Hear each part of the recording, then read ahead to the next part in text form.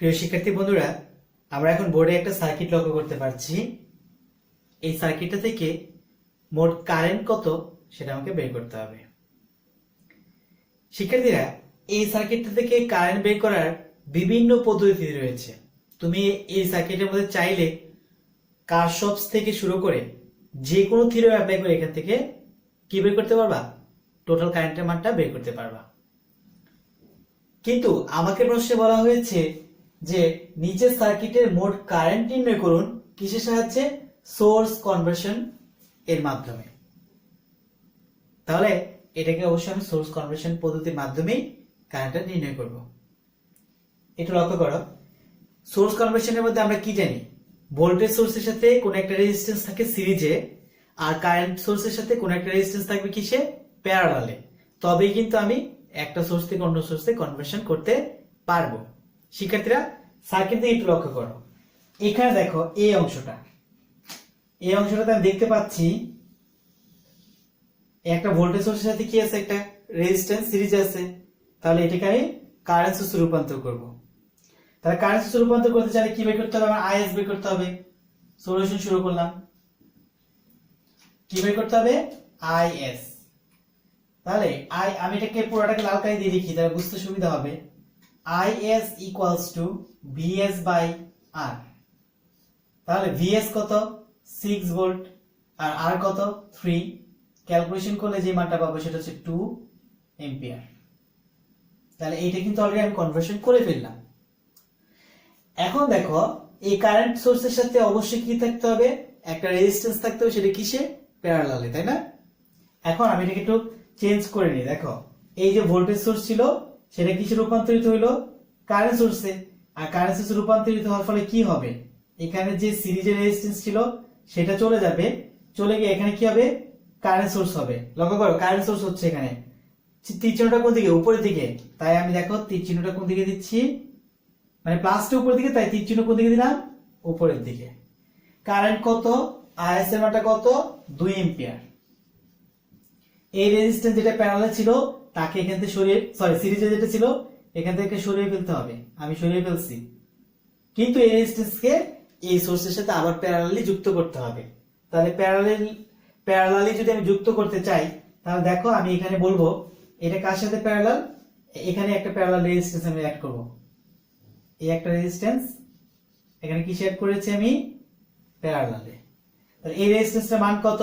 সিরিজে যে রেজিস্ট্যান্সের মান ছিল, প্যারালাল রেজিস্ট্যান্সের মান কিন্তু সেম। তাহলে এখানে রেজিস্ট্যান্সের মান হচ্ছে 3 ওহম। এটা কত ক্লিয়ার? এরপর দেখো, এখানে আমি দুইটা কারেন্ট সোর্স দেখতে পাচ্ছি। কিভাবে একটু দেখো তো। এ একটা কারেন্ট সোর্স, আবার এ একটা কারেন্ট সোর্স। কেন এটা কারেন্ট সোর্স?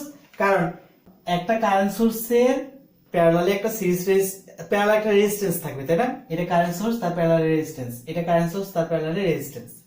এখন শিক্ষার্থীরা, একটা কথা আমাকে বলো যে আমি যদি এই কারেন্ট সোর্সকে এই রেজিস্ট্যান্স দ্বারা আবার ভোল্টেজ সোর্সে রূপান্তর করি, তাহলে কি আসবে? আবার তো পূর্বের লাইনটাই চলে আসবে, তাই না? প্রশ্নে যে লাইন ছিল সেই লাইনই চলে আসবে। জাস্ট এটা দেখানোর উদ্দেশ্য হচ্ছে জাস্ট তোমরা বুঝো যে তুমি যদি আবার এটাকে ভোল্টেজ কারেন্ট সোর্স ভেবে আবার এটাকে ভোল্টেজ সোর্সে রূপান্তর করো, মানে কিন্তু কোনো চেঞ্জ আসবে না। তার মানে আমি এটাকে এখন আর কারেন্ট সোর্স এইভাবে ধরবো না। আমি যদি এটাকে ধরি তাহলে মানটা কি পাচ্ছি? আমি পূর্বের মতোই চলে যাবে। তাই আমি এইভাবে চিন্তা করব না। তাহলে আমি কি চিন্তা করব? এই দিকেরটা ঠিক আছে, এই দিকেরটা আমি চাইলে ঠিক করতে পারবো, কোনো সমস্যা নেই। কিন্তু এখানে একটু লক্ষ্য করো তো, এখানে এই দুইটা রেজিস্ট্যান্স কিভাবে যুক্ত অবস্থায় আছে? প্যারালালে। তাহলে এই দুটো রেজিস্ট্যান্সের সমতুল্য রেজিস্ট্যান্স যদি বের করতে পারি, তবে কিন্তু এখানে রেজিস্ট্যান্সের মানটা চেঞ্জ হবে। দেখো একটু কি হচ্ছে। আমি বলি আর ই কিউ কার সাথে? কে? 3 এর সাথে 6 প্যারালাল। তাহলে বলতে পারি 3 ওহম প্যারালাল 6। ক্যালকুলেশন করলে মান পাবো 3 টাইমস 6, নিচে 3 প্লাস 6 ইকুয়ালস টু 2 ওহম। তার মানে এখন কি দেখলাম? এখন দেখলাম এই দুইটা একত্রে যখন আমি যুক্ত করলাম কিভাবে? প্যারালালি, তখন যে মানটা পেলাম সেটা কত? সেই মানটা হচ্ছে 2 ওহম। তাহলে দেখো, আমি এই দুইটাকে একত্রে যুক্ত করার ফলে যে মানটা পেলাম সেটা তো কত? 2 ওহম। এইটা হচ্ছে আমার সেই 2 ওহম। তাহলে এই অংশটুকু কাজ আমাদের ক্লিয়ার, তাই না? এখন দেখো, এখন তুমি চাইলে এটাকে একটা কারেন্ট সোর্স বিবেচনা করতে পারো। কারণটা কি, আগের রেজিস্ট্যান্স ছিল 3 ওহম, কিন্তু এখন যখন দুইটা মধ্যে একত্র যুক্ত করলাম তখন আমার রেজিস্ট্যান্সের মান কত আসলো, 2 ওহম। তাহলে রেজিস্ট্যান্সের মান যেহেতু চেঞ্জ হয়েছে, তাই ভোল্টেজের মানটাও কি হবে, চেঞ্জ হয়ে যাবে। তাহলে এইটা একটা পুরোটা কারেন্ট সোর্স, এইটা পুরোটা একটা কি কারেন্ট সোর্স। তাহলে আমি এই কারেন্ট সোর্সটাকে ভোল্টেজ সোর্সে রূপান্তর করব, এই কারেন্ট সোর্সটাকেও কি করব, ভোল্টেজ সোর্সে রূপান্তর করব। তাহলে কিভাবে রূপান্তর করছে লক্ষ্য করো, এই কারেন্ট সোর্স যদি ভোল্টেজ সোর্সে যায় তাহলে আমার লিখতে হবে কি Vs equals to Is into R। তাহলে Is কত, সোর্স কারেন্ট কত 2 ইনটু R, রেজিস্ট্যান্সের মান কত 2, টোটাল যদি ক্যালকুলেশন করি তাহলে ভোল্টেজের মান হচ্ছে কত 4 ভোল্ট। তাহলে 4 ভোল্ট থাকবে, কারেন্ট সোর্সে থাকে প্যারালাল রেজিস্ট্যান্স, কিন্তু ভোল্টেজ সোর্সে কিভাবে থাকবে, সিরিজের রেজিস্ট্যান্স। তাহলে দেখো এখন এই যে প্যারালাল রেজিস্ট্যান্সটা ছিল, এই অংশটুকু আমি মুছে দিচ্ছি। কেন এটুকু মুছে দিচ্ছি, কারণ এই অংশটা এখন আমি আর আইডেন্টিফাই করার প্রয়োজন নাই।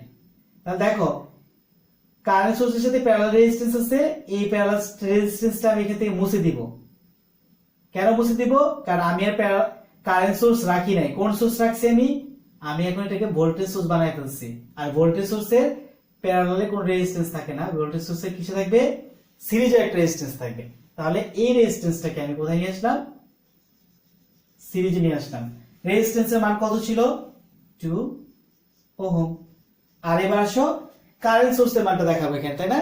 এটা ভোল্টেজ সোর্স ছিল, তীর চিহ্ন উপরের দিকে, তার মানে এটাকে কারেন্ট সোর্সকে ভোল্টেজ সোর্স বানাচ্ছি। তাহলে উপরে দেব প্লাস, নিচে দেব কি মাইনাস। আর এখানে ভোল্টেজ, যেহেতু ভোল্টেজ সোর্স বানালাম তাহলে ভোল্টেজের মানটা কত, 4 ভোল্ট।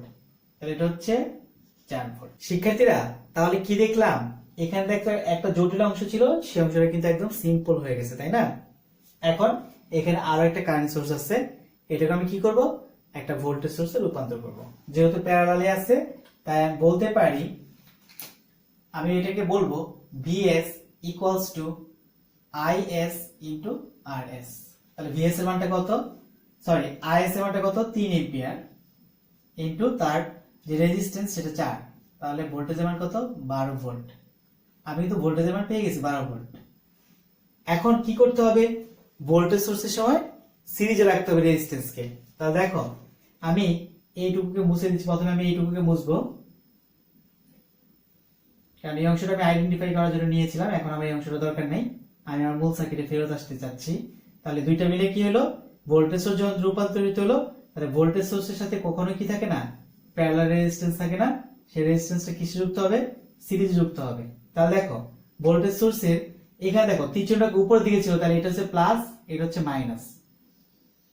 এটা হচ্ছে আমার একটা ভোল্টেজ সোর্স এবং তার মান কত, 12 ভোল্ট। আর তার সাথে কি দেখবে, সিরিজে একটা রেজিস্ট্যান্স থাকবে। কোন রেজিস্ট্যান্সটা, কারেন্টের সাথে প্যারালাল যেটা ছিল, মানে কারেন্ট সোর্সের সাথে যেটা প্যারালাল ছিল সেটাই কিন্তু আমার ভোল্টেজ সোর্সের সাথে সিরিজে থাকবে। তাহলে এখানে আমি একটা রেজিস্ট্যান্স যুক্ত করে দিলাম। কোন রেজিস্ট্যান্স, কারেন্ট সোর্সে প্যারালাল থাকা রেজিস্ট্যান্স, এবং তার মানটা কত ছিল, এটা ছিল 4 ওহম। তাহলে এটুকু হচ্ছে 4 ওহম। শিক্ষার্থীরা এই সার্কিটটা পুরো একটা সিম্পল এবং একটা সিরিজ সার্কিট হয়ে গেছে, তাই তো? এখন কি আমি এই সার্কিটের মধ্যে যদি কেভিএল অ্যাপ্লাই করি তাহলে কি আমি এখান থেকে কারেন্টটা বের করতে পারবো? অবশ্যই কারেন্ট বের করতে পারবো। আর আমাকে কি বের করতে বলা হয়েছে, বলা হয়েছে নিচের সার্কিটের মোট কারেন্ট নির্ণয় করতে হবে। তো দেখো আমি ধরলাম এইটা, অবশ্য দেখো এই ভোল্টেজ সোর্সটা, এই ভোল্টেজ সোর্সের কি অবস্থায় আছে, একটা বিপরীত, কারণ এইটারও পজিটিভ উপরের দিকে, এটারও পজিটিভ কোন দিকে, উপরের দিকে। তুমি যে কোন দিকে একটা ডিরেকশন ধরে নিতে পারো। আমি ধরলাম যে কারেন্ট এই দিক থেকে এই দিকে এভাবে প্রবাহিত হচ্ছে, মানে বলতে চাচ্ছি এটা কারেন্টটা কি হচ্ছে, এখান থেকে এভাবে প্রবাহিত হচ্ছে। তাহলে এই কারেন্টের নাম ধরো আই। তাহলে আই যদি লিখতে চাও তাহলে এই তিনটা রেজিস্ট্যান্স কিভাবে আছে লক্ষ্য করো, সিরিজে। এই তিনটা রেজিস্ট্যান্স কিভাবে আছে, সিরিজে। আমি ইচ্ছা করলে এটাকে প্রতিটাকে কারেন্টে গুণ দিতে পারি, অথবা চাইলে সবগুলো কি করতে পারি, একসাথে যোগ করে তারপর গুণ দিতে পারি। আমি যোগ করব না, আমি কি করছি, এই পুরা লুপের মধ্যে আমি কেভিএল অ্যাপ্লাই করতেছি। তাহলে প্রত্যেকটার আমি কোন চিহ্ন দিব, প্রত্যেকটার হচ্ছে দ্বিতীয় চিহ্ন দিব। তাহলে এইটা দ্বিতীয় চিহ্ন প্লাস, এটা প্লাস, এটা মাইনাস, এটা প্লাস, এটা মাইনাস, এটা প্লাস, এটা মাইনাস। এই চিহ্ন তো আমি দিব না, কারণ এটা হচ্ছে একটা সোর্স, তার চিহ্ন দেওয়ার মতো অধিকার আমাদের নেই, তাই না? ওকে, তাহলে আমি যদি এখন কি করি, এখানে কি অ্যাপ্লাই করব, কেবিএল অ্যাপ্লাই করব। তাহলে আমি লিখছি অ্যাপ্লাই কেবিএল এট আউটার লুপ। আউটার লুপ বলতে এখানে একটা সিঙ্গেল লুপই দেখতে পাচ্ছি, এট সিঙ্গেল লুপ। কি পাচ্ছি একটু লক্ষ্য করো। তাহলে আমি দ্বিতীয় চিহ্ন যদি নেই তাহলে পাবো 4 ভোল্ট। এরপর এটা দ্বিতীয় চিহ্ন কি, -2, তার কারণ কত, আই। -20, তার কারণ কত, আই। -4, তার কারণ কত, আই। এরপরটা কি হবে, -12 ইকুয়ালস টু 0। কারণটা কি, এটার দ্বিতীয় চিহ্ন নিব। এরপর লাইন দেখো, তাহলে 2 আর 4, এটা 6, 6 আর 20 কত, -26, -26 আই। এখানে চিন্তা করো তো খালি সংখ্যাটা কি হবে, খালি সংখ্যা এটা হবে, এই পাশে মাইনাস হয়ে চলে যাবে, এটা এই পাশে প্লাস হয়ে চলে যাবে, তাই না? এরপর লাইনটা কি দাঁড়াচ্ছে, আই ইকুয়ালস টু, এটা সাথে ক্যালকুলেশন করে 8 আসবে প্লাস 7, আর এখানে আসবে মাইনাস কত, 26। তাহলে টোটাল যদি আমি ক্যালকুলেশন করি, এর মানটা আমি পাচ্ছি, একটা মাইনাসের ভ্যালু কিন্তু অবশ্যই থাকবে, এ মাইনাস 0.31 এম্পিয়ার। তাহলে এটাই হচ্ছে আমার টোটাল সার্কিটের কারেন্টের মান। কিসের সাহায্যে বের করলাম আমি, সোর্স কনভার্সনের সাহায্যে বের করলাম। শিক্ষার্থীরা ধন্যবাদ সবাইকে।